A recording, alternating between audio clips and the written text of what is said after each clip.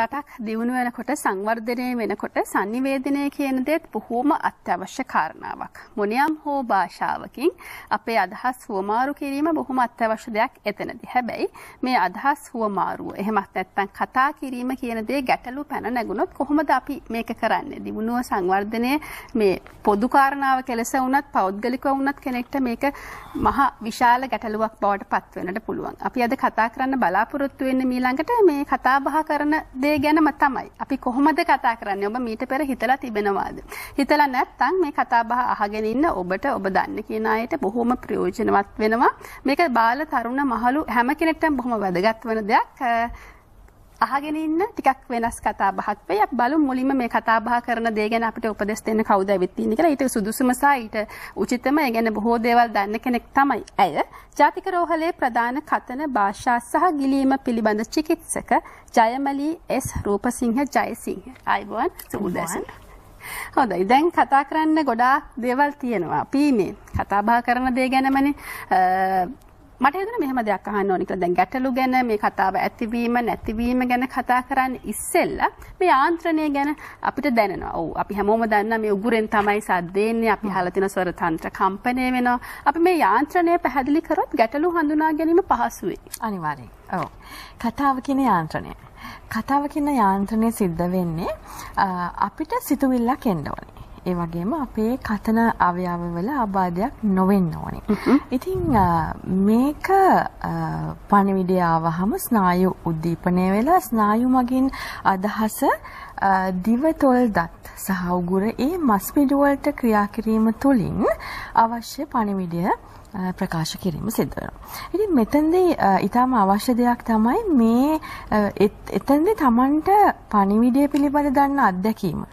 ඒ ගැන තියෙන දැනුවත්කම, ඒ සංඥාවක් වශයෙන්, වචනයක්, භාෂාවක් වශයෙන් හැසිරවීම, ඒ ඔක්කොම සංකලනයක් වීම තුලින් තමයි මේ යාන්ත්‍රණය සිද්ධ වෙන්නේ. ඉතින් මෙතනට අවශ්‍යම දේ තමයි පෙනහල්ල. හුස්ම ටික ගිහිල්ලා පපුවට පෙනහල්ලෙන් එනකොට තමයි සුරතන්ත්‍ර හරහා මෙතන කම්පනයක් වෙන්නේ. සුරතන්ත්‍ර තමන්ගේ නියපොත්ත තරම් විතර තුනී පොඩි කුඩා දෙයක්. නියපොත්ත දෙක ලං කරලා තමන්ගේ බලන්න පුළුවන් ඔබට ඔබේ සුරතන්ත්‍රයේ ප්‍රමාණය. ඉතින් එතන කම්පණය වීම තුළ බාල තරුණ මහලු කියලා මතක් කරමු නිසා පුංචි කාලේම මේ කතා බහ පටන් ගන්න ඕන කියලා විශේෂයෙන් මොන භාෂාවකින් මොන රටක වුණත් මේ බහ තේරීම කියලා අපි කියනවානේ මේ දේ අපි ආරම්භ කරනවා. ඒකදී කොහොමද මේක පටන් ගන්න? ඇත්තටම බහ තෝරනවා කියන්නේ මේ කතා බහ කරන එකද? මොකද මේ අපේ අම්මලා අපි දිහා බලාගෙන නිසා ගොඩක් අයට ඇතිවෙන ගැටලුවක් තමයි මේ සංසන්දනය කරනවා. මේ වයසේදී අනේ මේ අර එහා ගෙදර මගේ යාළුවගේ ළමයි නම් හොඳට කතා කරනවා. අපේ දරුවා කතා කරන්නේ. එහෙම නැත්නම් කියනවා මේ පිරිමි ළමයින්ට වඩා ගෑනු ළමයි ඉස්සෙල්ලා කතා කරනවා. එහෙම නිසි වයසක් තිබෙනවාද? කොහොමද කතාව ආරම්භෙන්නේ? කතාව කියලා කියන්නේ මොකද්ද? අපි එහෙම දෙයක් කොහොමද පටන් ගන්නෙ? ඇත්තටම කිව්වොත් කතාව කියන්නේ sannivedanaya කිව්වොත් හරි අදහස් වමාරු කිරීම. ඒක පටන් ගන්නේ මව්කිරි උරා බොන අවස්ථාවේදී. මම හැමදාම සාමාන්‍යයෙන් කියන දෙයක් තමයි එතෙන්දී පටන් ගන්න ඒ කතාව. ඇස දිහාම බලලා පොඩි කුම් කුම් ගන්න සද්දකින් පටන් ගන්න කතාව වචන අදහස් වලට යොමු වෙනවා. වචන අදහස් වලට වෙනස් වෙනකොට ඒ වචන පටන් ගන්නේ අවුරුද්දේදී ලංකාවේ තුල දරුවන්ගේ අපි කරපු පරීක්ෂණ අනුව. ඉතින් සමස්තයක් විතර අපි කියන හියුමන් මිනිසුන්ගේ දරුවන් අවුරුද්ද වෙනකොට සාමාන්‍යයෙන් කතා කරන්න පටන් ගන්නවා, වචන පටන් ගන්නවා. ඊළඟ අවුරුද්ද එකහමාර වෙද්දී අපි 2004 දී කරපු සමීක්ෂණයකදී වචන 150ක් විතර ලංකාවේ දරුවෝ කියනවා අවුරුදු එකහමාරෙදී. ඉතින් අවුරුදු 2 වෙද්දී වචන දෙකක් එකට දානවා. අවුරුදු 3 වෙනකොට වචන 2-3ක් දාලා කතන්දර පිටුවක් වෙනවා. එතකොට ප්‍රශ්න අහනවා, හැඩතල සංකල්පෙන්නේ අවුරුදු 3 දී. ඊට පස්සේ අවුරුදු අවබෝධයත් සමග ඊට පස්සේ අවුරුදු 4 දී තමයි ලිටරසි පටන් ගන්න. ඒ කියන්නේ අකුරු ලියන්න කියන්න කුරුටු ගන්න ඒක සංඥා විදිහට අකුරු පටන් අරගෙන වචන ලියන්න පටන් අරගෙන අවුරුදු 5 දී තමයි ඔන්නේ ඉස්කෝලේ යන්නේ. ඒ වෙනකොට ළමයි හොඳට කතා කරනවා ලියනවා. හැබැයි මේක දැන් ප්‍රාදේශීය වශයෙන් වෙනස් වෙන්නත් පුළුවන්. පරම්පරාවල තියෙන අනුවත් වෙනස් වෙන්න පුළුවන්. එතකොට මේ වයසදීම මෙච්චරක් කියන්න ඕනේ කියලා දෙයක් නැහැ. හැබැයි ප්‍රමාදයක් තියෙනවා නම් ඒ සඳහා කටයුතු කරන්න ඕනේ. අන්න එහෙමයි බහ තෝරන්නේ. දැන් ඔබ කිව්වා ප්‍රමාදයක් තිබෙනවා නම් ඒ සඳහා අපි පිළියම් යෙදිය යුතුයි. හරි. මොකද්ද ඔය කියන ප්‍රමාදය සහ කොහොමද අම්මලා හඳුනාගන්නේ මෙහෙම ප්‍රමාදයක් තිබෙනවා කියලා? මොනවද එතනදී ඇතිවන අවහිරතාවයන් සහ සංකුලතාවයන්? ඔව් ඉෂාර. ඒක එතන කතන ප්‍රමාදය කියන එකත් එක්ක ඈඳුණු තවත් රෝග තියෙන්න පුළුවන්. හැබැයි මෙතනදී බයක් වෙන්න නෙමෙයි, චකිතයක් ඇති කරගන්න නෙමෙයි. දැන් මේ කාලේදී කොහොමද දරුවන්ට සමාජාශ්‍රය නැහැ. ඉතින් මෙතන අපි හැමදාම කියපු දෙයක් තමයි සමාජාශ්‍රයත් එක්ක තමයි කතනේ භාෂාව වැඩි දියුණු වෙන්නේ. සංනිවේදනය, දරුවෙක්ගේ හැසිරීම, පෞරුෂය, ඒ හැමදේම වර්ධනය වෙන්න සමාජාශ්‍රය ඕනේ. ඉතින් දැන් මේ කාලේදී ඔය තියෙන්න පුළුවන් අපහසුතා ඒව දෙමෝපියන් විසින්ම මගහරවා ගන්න පුළුවන්. ගැටලු කිව්වොතින් කතනය අවුරුද්ද එකමාර වෙනකොට බබා කතා කරන්නේ නැත්නම් එතන ගැටලුවක්. දැන් මේ කතාව කියලා කියන්නේ මොනවද? කියන්නේ වචන පැහැදිලිව කතා කිරීමද? එහෙමත් නැත්නම් මොනියම් ආකාරයෙන් එහෙම මොන හරි දෙයක් කීමද? පළවෙනි පැහැදිලි වචන එන්නේ අවුරුද්දේදී. පළවෙනි වචන පැහැදිලිව ඇවිල්ලා වචන 100ක් විතර පැහැදිලිව මීනින්ග්ෆුලි තේරුමක් ඇතුව ඇස් දිහා බලලා අහන එකට උත්තරයක් වශයෙන් එක වචනයක් හරි දෙනවා නම් අන්න අවුරුදු දෙකමාර අතරදී ඒක කරනවා සාමාන්‍යයෙන් මිනිස් දරුවෙක්. හරි? පුංචි බාධාවක් කරනවා. නිහල් මහත්මයා ආතුරුගිරියෙන් අපිත් එක්ක සම්බන්ධ වෙනවා. අයිබාන් ඔබට සුබෝදෑසනක්. සුබෝදෑසනක්. ඔබේ ගැටලු යොමු කරන්න පුළුවන් ඇයිද? මගේ ගැටලුව ඇවිල්ලා මට දැන් අවුරුදු 5-6 ඉඳලා ගෑස්ට්‍රික් මේක ධර්ම විදියට තියෙනවා. ඒ වගේම මට මම සිගරට් බිව්වා. මම නැවතුවට පස්සේ මට වීසයක් ආවා. ඒ වීසයකට මම දැනට චන්නල් ජාසින් මහත්මයාගේ බේක් ගන්නවා. මේ ප්‍රශ්න තියෙන්නේ මගේ කතාන්ද වෙනස්. මට කතා කරන්න දෙනකොට මගේ කතාන්ද ඉහිණ වෙලා මේ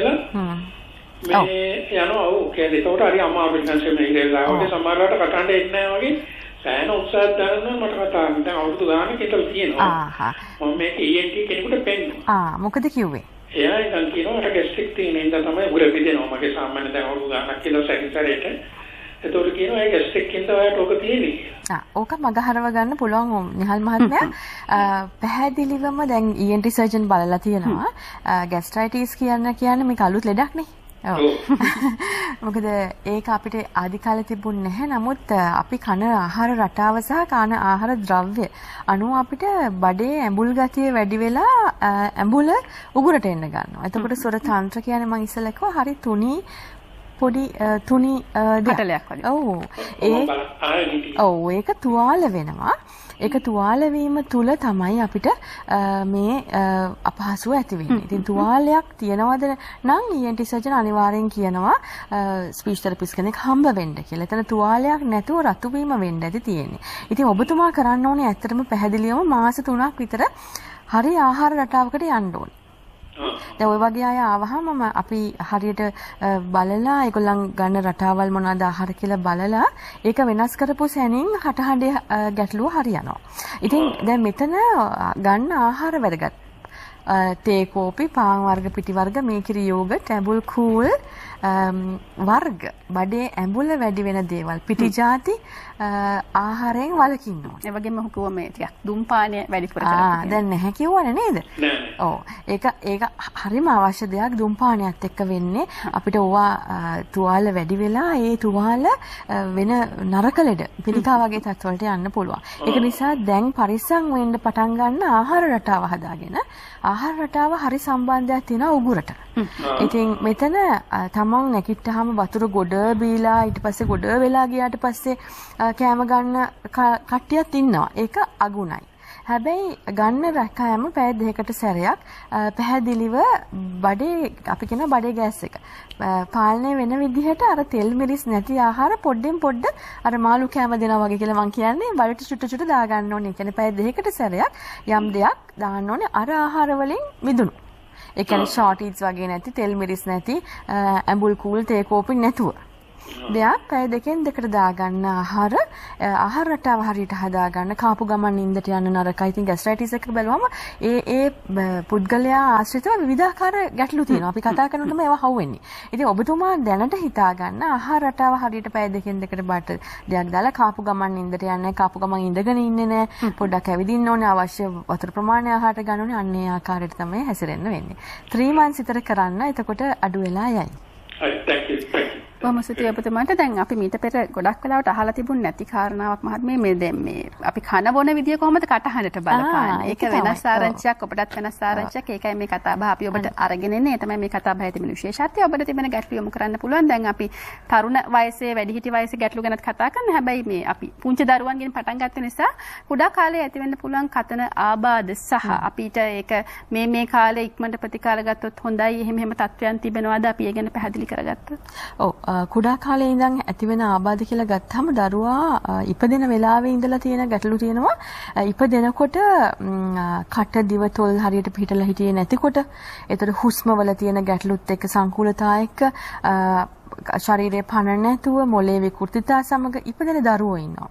ඒ වගේම මැද කාලේදී ඔය ඕටිසම් වගේ දේවල් ඉපදෙද්දි දැනෙන්නේ නැහැ. ඉපදෙද්දි සාමාන්‍ය දරුවෙක්. අපි විසින් පරිසරය විසින් හදන රෝගයක් කියලා තමයි මම කියන්නේ. ඒකට ජාන සම්බන්ධයක් ඇති. තාම හරි පරිශ්‍රණය පවත්ලා නැහැ. එතකොට මේ ඔබ ඇහුවේ මගෙන් උපතේදී ඇතිවෙනා වූ කාරණා මොනවද? අපිට පේනවා ඩවුන් සින්ඩ්‍රෝම්. එතකොට සෙරිබල් පොල්සි කියන්නේ පණ නැහැ. ඩවුන් සින්ඩ්‍රෝම් කියන්නේ අපි කියනවා මොංගල් දරුවන් කියලා ඔය සමාජයේදී කියන්නේ. නමුත් ඒ වචනේ අපි පාවිච්චි කරන්නේ නැහැ. සාමාන්‍යයෙන් නමුත් මිනිස්සු දන්නේ විදිහට ඒ දරුවන්ගේත් හරියාකාර කතන චිකිත්සකයන් සේවාව තුළින් ඒගොල්ලන්ගේ අඩුපාඩු හදාගෙන ජීවිතේ ජය ගන්න පුළුවන්. වතුනේ මේ ගොතයත් මෙවැනි තත්ත්වයක් අනිවාර්යෙන් ගොතය කියන්නේ උපදිතී ඇති වෙන දෙයක් නෙමෙයි. ඒක අවුරුදු 3යි 6යි අතරේ තමයි දරුවන්ට ඇති වෙන්නේ. ඒක මේ දවස්වල දරුවන්ට ගොතය ගොඩක් ඇති කියලා මම හිතනවා. මොකද දරුවන් පීඩාකාරී තත්ත්වේ දරුවන් කොටු වෙලා ඒගොල්ලන් නිදහස නැහැ. හැබැයි මේක මානසික රෝගයක් නන් නෙමෙයි. ගොඩක් වෙලාවට දෙමව්පියන් මානසික රෝග සඳහා ප්‍රතිකාර වලට ගෙනියනවා නැහැ. ඒකට ඕනේ ස්පීච් තෙරපි වලදී අවුරුදු 3යි 6යි අතරේ ඉඳන් ඉෂාරා මම දරුවට නෙමෙයි කතා කරන්නේ දෙමව්පියන්ට.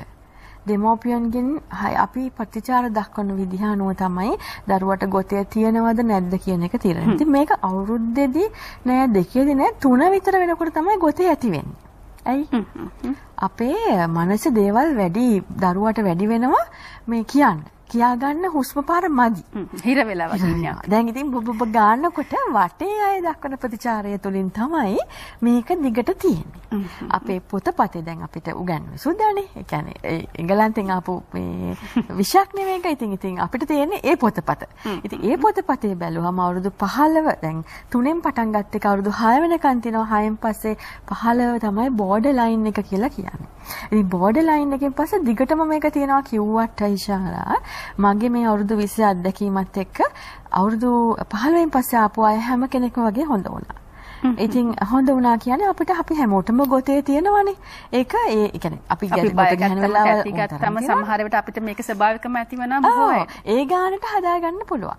ඉතින් හැබැයි උපතේදී ඇති වෙන දෙයක් නන් නෙමෙයි.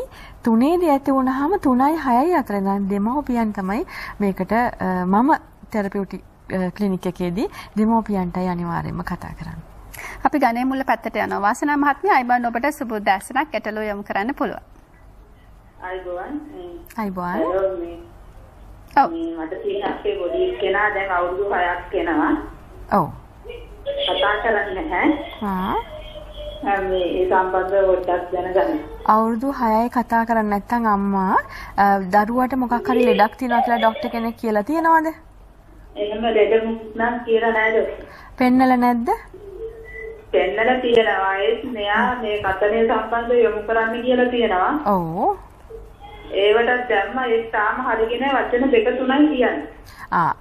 ඔය බබාද ඔය සද්ද ඇහෙන්නේ එයා දඟලනවද ගොඩාරියක් දුවනවා කෑ නිකන් තේරුමක් නැති ශබ්ද කියනවා වගේද? එතකොට එයාගේ අවබෝධ මට්ටම තේරුම මදිකමක් ඇතිද දන්නේ නැහැ. ඕක දැන් අපි කියන දේවල් නෑ ડોක්ටර් පොඩ්ඩක් මෙයා කරන්නේ තේරෙනවා. හැමදේම කරනවා කතා විතරයි ડોක්ටර් නැත්තේ. හරි අපි යමු වෙන්න අපි පණිවිඩය දෙනවා නිෂාර නේද? මොකද මේ වගේ දරුවෙක් අපි බලන්නේ නැතුව අම්මා කියන්න හරි අමාරුයි.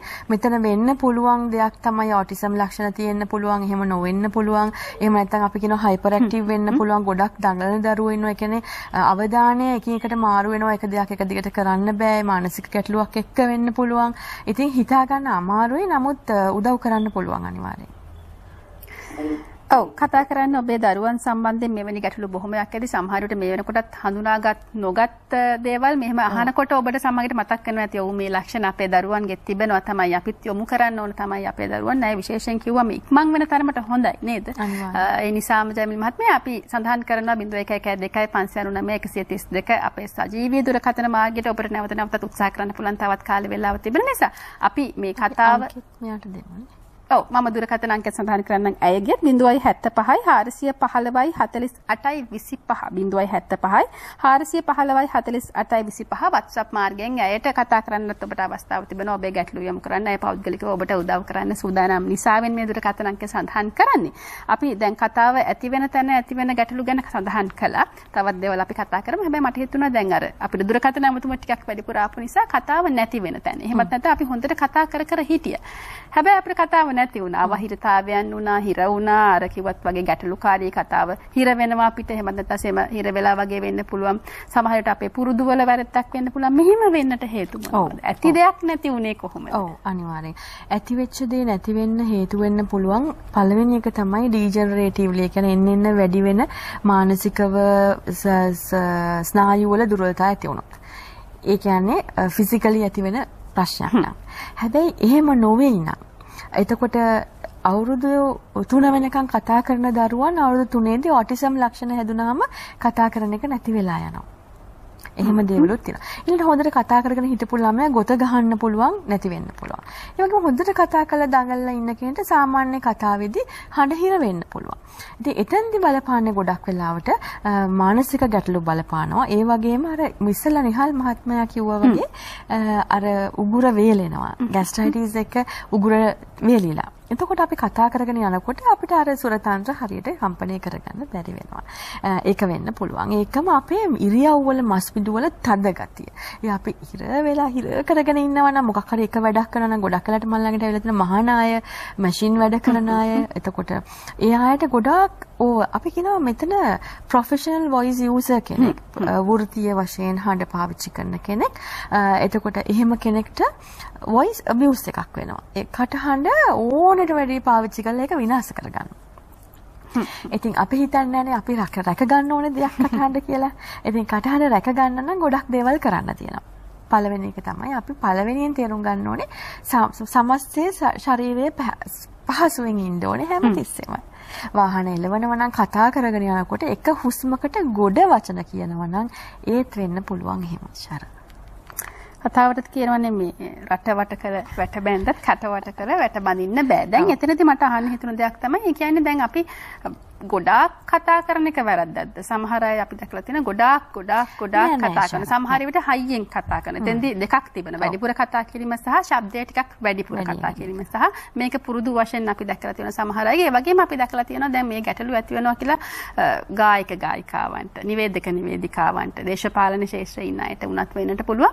ඒ කියන්නේ අපි වැඩිපුර කතා කිරීම සහ ශබ්දෙන් කතා කිරීමත් අපේ වැරද්දද? නෙමෙයි. එක එක්කෙනාගේ පෞරුෂයෙන් සහ මේ ඒ තියෙන දේවල් පිළිහිටලා තියෙන විදිය වෙනස්. එතකොට අපි හඬකට හඬක් වෙනස්, මුහුණකට මුහුණක් වෙනස් වගේම. ඒක වරදක් නෙමෙයි විදිහ. හරි ඒක අපි තේරුම් ගන්න ඕනේ. එතන හඬේ වෙනසක් ඇති වෙනවා නම් කතා කරගන්න බැරුව හිර වෙනවා නම් අන්න වැරදිට පාවිච්චි කළා. හැබැයි ඔබට එහෙම වෙනවා නම් ඒක කතා කරලා වැඩිම කෙනා නිසා නෙමෙයි වැරදිට කතා කරපු නිසා. අපි කොහොමද දැනගන්නේ අපි වැරදියට කතා කරනවද? තමන්ට දැනෙනවා උගුරට අමාරුවක් දැනෙනවා, උගුර හිර වෙනවා, ඊළඟට අපහසුාවක් දැනෙනවා. අන්න එතෙන්දී අපි ඒකයි අර ස්පීච් තෙරපිස්ට් කෙනෙක් මැදි වෙනවා එතනට. ඒතන කතන චිකිත්සක කියන ආකාරයට පාවිච්චි කරගෙන යනකොට ශරීරයේ ඒ සුරතන්ත්‍ර ආශ්‍රිත ක්‍රියාකාරකම කිරීම තුලින් මොනවාද වැඩියෙන් වෙන්නේ කියලා බලලා ඒව අඩු කරන්න කියලා ඒ උපදෙස් එක්ක යනකොට හඬේ තත්ත්වය වෙනස් වෙනවා. ඉතින් අපි දැනගන්න ඕනේ බෙල්ල හිර ගතියක් වෙන්න පුළුවන්, හිත හිර ගතියක් වෙන්න පුළුවන්. මොකද හිතට හඬ හැමතිස්සෙම සම්බන්ධයි. මාවනැල්ලෙන් අනුලා මහත්මිය අපිත් එක්ක එකතු වෙනවා. අයිබන් ඔබට සුබුද්දාසනක්. අයිබෝන්. ඔව් ඔබේ ගැටලු යොමු කරන්න පුළුවන්.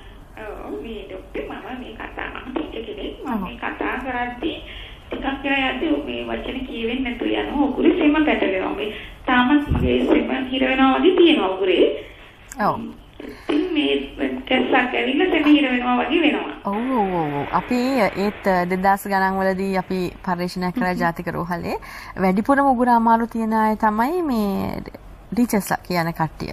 ඉතින් ගොඩක් වෙලාවට ඔබතුමිය උගන්වනකොට දිගටම උගන්වනවා ඒ ගැන කාරණාව ගැන හිතනවා මිසක් හඬ ගැන හිතන්නේ නැහැ. හඬ පරිස්සම් කරගන්න හිතුවේ නෑ නේද? දැන් කාලයක් ගියාට පස්සේ තමයි ඕක දිගට තියෙන්න ගන්නවා. දැන් ඔය දැනෙන්නේ උගුර පැටලෙනවා වගේ. ඒ කියන්නේ එකක් හඬේ කරගැටක් ස්වර තන්ත්‍රවල කරගැට තියෙනවද දන්නේ නැහැ. උගුර කන්නාසා විශේෂඥයෙක්ට පොඩ්ඩක් පෙන්වන්න ඕනේ. හරිද? එතකොට කරගැට තියෙන්න පුළුවන්. කරගැට තියෙනව නැතත් එතන ස්වරතන්ත්‍රවල දැන් මම අර ඉස්සෙල්ලා කිව්වා ඔබතුමී හිටියද දන්නේ අහගෙන ස්වරතන්ත්‍ර දෙක තමන්ගේ නියපොත්ත තරම් වගේ. ඒතර ඒක දිහා බැලුවාම ඒක ගොඩ දහස් වාරයක් කම්පණය වෙනවා අපි එක එකකදී. හරි? එක එකක් කියනකොට ගොඩාක් කම්පණය වෙනවා. ඉතින් ඒ කතා කරගන්න බැරි වෙන්නේ ඒ කම්පණය කරන ඒ හැම ඒ ස්කින් එක හරියම සොෆ්ට්.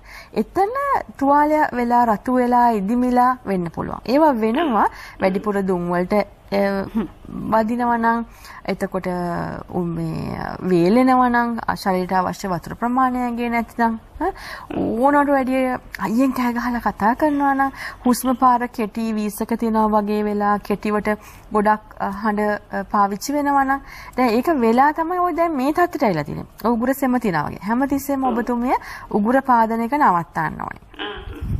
පාදනවා නේද නිතරම? ඔව්. ඒක නවත්තලා කෙල ටික නිකන් එකතු කරලා ගිලින්න. ළඟ හැමතිස්සෙම රස්නේ වතුර එකක් තියාගන්න. ඒක නිතරම උගුර තෙමන්න. හැබැයි අර වගේ බඩේ හිස් කරගන්න නැතුව බඩට බුල වැඩි වෙන්නේ නැති ආහාර නිතර පොඩ දාගන්න එක අවශ්‍ය වෙනවා. හඬ අපි මේ ඕන් නැතිවටත් කතා කරනවානේ නේද? ඕන එකටයි එපා එකට හැම එකටම ඒ හඬ නවත්තන්න. ඒ පපුවේ සෙම ගතිය වගේ තියෙනවා නම් එහෙම වෙනවද? අනිවාර්යෙන් පපුවේ සෙම තියෙනවා නම් ඒ සම්බන්ධ විශේෂඥ වෛද්‍යවරයෙක්ට පෙන්වන්න නම් ඕනේ. ඒතර ඒකට වාෂ්පාලන එක අපේ පැත්තෙන් කියන්න පුළුවන්. ඒකම බෙහෙත් අවශ්‍ය අවස්ථා තියෙනවා. ඒක ක්ලියර් කරගන්න ඕනේ. ඉතින් ඒ සෙමක් කියලා දැනෙන්නේ උගුර අමාරුව. නැතුව ඇත්තටම සෙම ගුලියක් නෙමෙයි වෙන්න පුළුවන් උගුරේ. ඒ නිසා හඬ පුළුවන් තරම් නිශ්ශබ්ද වෙන්න. ඔය ටික සාමාන්‍ය කෙනෙක් එක්ක කතා කරලා දුන්නොත් එකපාරට වචන කියවෙන්නේ නැතුව යනවා. ඒ බෙල්ලේ අමාරුවක් තියනද උරස් කැක්කුම් බෙල්ල කැක්කුම්? නැහැ අපේ හිරවැටීමක් වගේ තියෙනවා. ඒතර මස් පිඩු වල තද ගතිය ඇති. ඒ නිසා දැන් අම්මා කෙනෙක් නේද ගෙදර ඉන්නකොට ගොඩාක් වැඩ කරනවානේ. ඉතින් ඒවා තියෙනවා දැන් මේ තියෙන පරිසරත් එක්ක මනසත් හිර වෙලා වැඩත් හිර වෙලා ඉවරයක් නැති ගතියත් එක්කත් ඕක වෙන්න පුළුවන්. ඒ නිසා පොඩ්ඩක් පැත්තක ඉඳගෙන සැහැල්ලු කරලා මස් පිඩු සැහැල්ලු කරලා එතකොට මොකද හිර වෙන ගතියත් එක්ක ඕක වැඩි වෙන්න පුළුවන්. හඬ නිශ්ශබ්දව සිටීම ඉතාම අවශ්‍ය වෙනවා. ඉඳලා බලලා පොඩ්ඩක් ඊළඟ ස්ටෙප්ස් වලට යන්න වෙනවා රිලැක්සේෂන් එක. හොඳයි. අල්ල මහත්මිය ඔබට බොහොම ස්තුතියි. දැන් අර මේ ඔබ කිව් දේවල් එක්ක දැන් අපි කියවනේ මේ ගැටලුව අතර මේ ස්වර තන්ත්‍ර තුවාල වෙන්න පුළුවන් ගැට වගේ කරගැට වගේ ඇති වෙන්න පුළුවන්. දැන් අපි මේ ගැටලු ගැන තවදුරටත් කතා කරනවා. හැබැයි මට හිතෙන ප්‍රතිකාර ගැනත් ඔය අතර වාරේ කතා කරන්න ඕනේ කියලා. දැන් මේ සඳහා අපි ශල්‍ය කර්ම කළ යුතුද නැත්නම් ඔබතුමිය ගැන කතා කරද්දී අපි මේ ෆිසියෝതെරපි ගැන අහලා තියෙනවා. හැබැයි ස්පීච් තෙරපිස්ලා ගැන ගොඩක් අහලා අඩුයි. ඔබ වගේ අයගේ කාර්යභාරයේ කෙලෙසද අපි කොහොමද ඒ අයට ඔබ උදව් කරන්නේ? ඔව්. ඇත්තටම දැන් මේ වගේ කර්තනය භාෂාව සහ ගිලීම. දරුවන්ගේ පාඩම් කිරීම මානසිකව හැබැයි sannivedanයට බලපාන හැසිරීම රටා. අන්න ඒ වගේ දේවල් ගොඩාරියක් පරාසයක් තියෙනවා මේ විෂයේදී. ඒතර මැදි වෙන්නේ කොහොමද? මැදි වෙන්නේ පළවෙනියෙන්ම ගැටලුව ඇසීම තුළ අපිට තේරෙනවා මෙතනදී අනිවාර්යයෙන්ම රිෆරල් එකක් අවශ්‍ය වෙනවා. ඒක කන්සල්ටන්ට් කෙනෙක් බලලා ක්ලියර් කරගන්න ඕනේ අර වගේ අවස්ථා මගේ ඇරෙන්න පුළුවන්. උගුර කන සංසය සම්බන්ධ උගුර සහ සෙමනක්. ඒතකොට ස්නායු පැත්තට නම් ස්නායු විශේෂඥ කෙනෙක්. ළමා රෝගයක් නම් ළමා රෝග විශේෂඥ. ඉතින් මොකද එතන ක්ලියර් කරගන්න එක හරිම අවශ්‍ය වෙනවා. අපි නොදැනී මෙඩිකල් කන්ඩිෂන්ස් නැත්තම් මිස් වෙන්න පුළුවන්. හරි? එතකොට එතනදී දැන් ගොතය වගේ නම් අනිවාර්යයෙන්ම අපිට කියන්න පුළුවන් මොනවද කරන්න කියලා. නමුත් මෙන්න මෙතන මේ ගුරුතුමිය කිව්වා වගේ සෙම සම්බන්ධ උගුරේ නැතුව පපුවේ ප්‍රශ්නයක් නම් එතනදී අවශ්‍ය නැහැ. මේක ටීම් වර්ක් එකක්. ඉතින් අපිට රිෆරල් එක හම්බ වෙනවා. රිෆරල් එකත් එක්ක අපි ඒකම මේ රෝගියාගේ ගැටලුව රෝගියා තමන් කියන එක තමයි හරිම අවශ්‍ය වෙන්නේ. දැන් තමන්ටනේ දැනෙන්නේ අමාරුව. හරි එහෙම නැත්නම් දරුවා නම් දරුවා ළඟම ඉන්න කෙනා තමයි දන්නේ දරුවා ගැන අපි හැමෝටම වැඩි. එයා කියන වචන හරිය වැදගත්. ඒතර ඒ තුලින් අපි රෝග විනිශ්චය කරගන්න ඕනේ. රෝග විනිශ්චය කරන්න ඇසස්මන්ට් එකක් කරනවා. ඒකට හැමෝටම එකම ඇසස්මන්ට් එක නෙමෙයි. එක එක කන්ඩිෂන්ස් වලට එක එක ඇසස්මන්ට්ස් තියෙනවා. ඒක ඇසස් දැන් මේ දවස්වල අපි කරන්නේ ටෙලිෆෝන් එකෙන් තමයි අපි ප්‍රතිකාර කරන්නේ. කියන්නේ ටෙලි ප්‍රැක්ටිස්. ඔව් අපිට මේ හම්බ වෙන්න අමාරුයි සජීවීව මේ වසංගත තත්ත්ව නිසා මම ඒකත් ඊළඟට අහන්න හිටපු දෙයක්. නමුත් අපි එහෙමම කියමු. ටෙලි ප්‍රැක්ටිස් එකේදී අපි දැන් පේෂන්ට්ව බලලා එයාගේ ඇසස්මන්ට් එකට අවශ්‍ය දේවල් කරලා සමහර වෙලාවට පේෂන්ට් මූණ ෆෝන් එකෙන් හරි ස්ක්‍රීන් එකෙන් හරි මූණට බලන්නේ නැහැ. චූටි බබාලා වුණා. ඒතකොට ඒගොල්ලන්ගේ කියාරයි අම්මා හරි තාත්තා හරි බලා ගන්න කෙනා දරුවව තියාගෙන අපිට පෙන්නනවා. අපි කියන දේවල් ඒ දෙගොල්ලෝ කරනවා. ඒතකොට අන්න එහෙම තමයි අපි ඇසස් කරන්නේ දැන් මේ දවස්වල. නැත්තම් සායනයට පැමිණියාම සායනයේ මෙහෙම ළඟ ඉඳගෙන අපි ඒගොල්ලොත් එක්ක පොඩි දරුවෝ සෙල්ලම් පාවිච්චි කරනවා. ලොකු කෙනෙක් නම් මූණට මූණ අහන ප්‍රශ්න තුලින් පින්තූර වෙන්න පුළුවන් එක එක දේවල් දැන් ගිලින එකක් නම් අපි ගිලින එක චෙක් කරන්න කොහොමද ක්‍රියා කරන්න කියලා චෙක් කරලා ඉස්සලා මාක් කරන එක තමයි ඇසස්මන්ට් එක කියන්නේ. ඊට පස්සේ රෝග විනිශ්චය අති අවශ්‍ය දෙයක්. මේ රෝග විනිශ්චය මොකද අපිට රෙෆරල්ස් එන්නේ එක්ස්ප්‍රෙෂන් ඩිෆිකල්ටි කිව්වට ප්‍රකාශ කිරීමේ අපහසුව කටහඬේ ප්‍රශ්නයකට මොකද්ද කියලා අපේ ඩයග්නොසිස් එක. අපේ රෝග විනිශ්චය අපි කරන්න ඕනේ ස්පීචල් ලැන්ග්වේජ් ඩයග්නොසිස් එක. ඒක තුලින් තමයි අපි ඒම්ස් හදා ගන්නවා. ඒ කියන්නේ අරමුණු ටික හදා ගන්නවා මෙයාගේ මෙන්න මේ කාලේදී මෙන්න මේ දේවල් ටික අචීව් කරනවා කියලා. ඊට පස්සේ පොඩි දරුවෙක් නම් ඒ දෙමව්පියොත් එක්ක ඉඳගෙන සාකච්ඡා කරනවා මේ තියෙන තත්ත්ව දැන්. මම විශේෂයෙන් මම කරන දේ අවුරුදු 20ක් තිස්සේ. ඉතින් ඒකෙන් තමයි ගොඩක් දරුවන් එහෙම ඉක්මනට ඉම්ප්‍රූව් වෙන්නේ. හරිම වෙනස් විදිහට ප්‍රතිකාර මගේ සාර්ථක වෙන්න එක හේතුවක් ඒ පුද්ගලයාට කියලා දෙනවා මම මොකක් නිසාද දැන් ඉන්න ඕනේ කොතනද මොකද වෙලා තියෙන්නේ අපි මේක වෙනස් කරමු. කරන්න නම් මොකද දැන් අපි සායනයට ගෙනාවට පස්සේ මේ අපි මැජිෂියන්ස්ලා නෙමෙයිනේ. නේද? මොකද මේ මම දැක්කේ දැන් අපි ලංකාවේ අපි විතරක් නෙවෙයි ලෝකේ නෑ හැම කෙනෙක්ම කැමති මේ දෙයක් ඕනම ගැටලුවක් ඇති වුණාම ඉක්මනට සරල ශනික ප්‍රතිකාරයක් මේක මට බෙහෙත් පෙත්තක් දීලා එහෙම නැත්නම් ශල්‍ය කර්මයක් කළා ටක් ගාලා හොඳ කරගන්න පුළුවන්. ඔබ ශල්‍ය කර්මයක් නෑ හොව මම මෙතනට එන ගම. මේකත් එහෙම පුළුවන් දෙයක් නෙමෙයිද? ඔව්. ඒක මෙහෙමයි. එක එක කන්ඩිෂන්ස් වලදී ශල්‍ය කර්ම මැදි වෙන අවස්ථා තියෙනවා. හරි දැන් කර ගැට තියෙනවා නම් ඒකට උගර කන්නාස විශේෂයෙන් ශල්‍ය කර්මය කරනවා. හැබැයි ශල්‍ය කර්මය දැන් ආම හිතන අවුරුදු 15ක් 20ක් තිස්සේ ජාතික රෝහලේ ශල්‍ය කර්ම උගර කන්නාසයේ කර ගැට වලට කරන ප්‍රමාණය හරිය අඩුයි. මොකද කර ගැටවලදී කතර සාහනයට එවපු අය ගොඩක් අය හොඳ වෙනවා. ඒ ගැටේ සුව කරන්න පුළුවන්. සුව වෙන්නේ අන්න ඒකයි සායනයට ඇවිල්ලා මැජික් එකක් වෙනව නෙමෙයි පුද්ගලයා තේරුම් ගැනීම තුළ පුද්ගලයා සමග කරන දේවල් ටික පාවිච්චි කරලා ප්ලෑන් කරන ප්‍රොෆෙෂනලි එක කරන්නේ. ඒතර එයාට දෙන ටික එයා පාවිච්චි වෙලා ඊළඟ සායනයට සතියකින් හෝ දෙකකින් පැමිණෙනවා. එතෙන්දි රීඇසස්මන්ට් එක කරනවා ඊළඟ ස්ටෙප්ස් වලට යනවා. අන්න එහෙම පිළිවෙලකට කරන හරි ලස්සනට රෝගීන් සුව වෙන අවස්ථාවක්. මේ කිසිම බෙහෙත් පෙත්තක්වත් මොකුත් නැතුව උපදෙස් වලින්. ඔව් එතකොට මෙතන ශල්‍ය කර්ම ඕනේ වෙනවා විදුලිත තුල සහ තල්ල. ඒ කියන්නේ දරුවන් ඉපදෙනකොට ක්ලෙෆ්ට් ලිප් ඇන් පැලට් කියලා දිව පැලිලා කට පැලිලා ඉපදෙන දරුවෝ ඉන්නවනේ දිව තොල්. එතකොට ඒ ආයත ශල්‍ය ඒ කියන්නේ එතන ටීම් එකක් ඉන්නවා. ඒ කණ්ඩායමට විශේෂඥ වෛද්‍යවරයා හෙදිය ඊට අදාළ ඔර්තොපෙඩික් සර්ජන් ස්පීච් තෙරපිස්ට් අපි ඔක්කොලාම ටීම් එකක් ඉන්නවා. ඒතර ඒගොල්ලොත් එක තමයි තීරණය කරන්නේ මේ දැන් අපි අපේ ඇසස්මන්ට් එක කරනවා මේ දරුවට මෙන්න මේ කාලෙදි මෙහෙම මේ එහෙනම් දැන් අපි තෙරපියුටික් ඉන්ටර්වෙන්ෂන් කරගෙන යනවා. මේක මෙතනදී සර්ජරි එකක් ඕනේ වෙනවා. ඉතින් අපි කතා කරනවා අපි යොමු කරනවා. ඒ වගේ විදිහට ශල්‍ය කර්ම තියෙන අවස්ථා තියෙනවා. ඒකම කොක්ලියා ඉම්ප්ලාන්ට් එක කියනෝනේ මම හිතන්නේ ලංකාවේ පළවෙනිම කොක්ලියා ඉම්ප්ලාන්ට් එකේ හිටපු ස්පීච් තෙරපිස්ට් විදිහට 2004 ජනවාරි මාසේ ලංකාවේ පළවෙනිම කොක්ලියා ඉම්ප්ලාන්ට් කියන්නේ කනේ කර්ණ ශංක බද්ධය. කන ඇහෙන්නේ නැති දරුවන්ට කර්ණ ශංකයේ විතරක් නම් ගැටලුව තියෙන. එතන කොක්ලියා ඉම්ප්ලාන්ට් සර්ජරි එක කරනවා. ඉතින් ඒ විදිහට ශල්‍ය කර්ම වලට මැදි වෙන ස්පීච් තෙරපිස්ට් ඒ ආකාරයෙන්. අපි ඒ ගැන තවත් කතා කරනවා. කලුතරින් සිතාර මහත්මිය අපිත් එක්ක මේ මොහොතේ එකතු වෙනවා. අයිබෝන් ඔබට සුබ දැසනක්.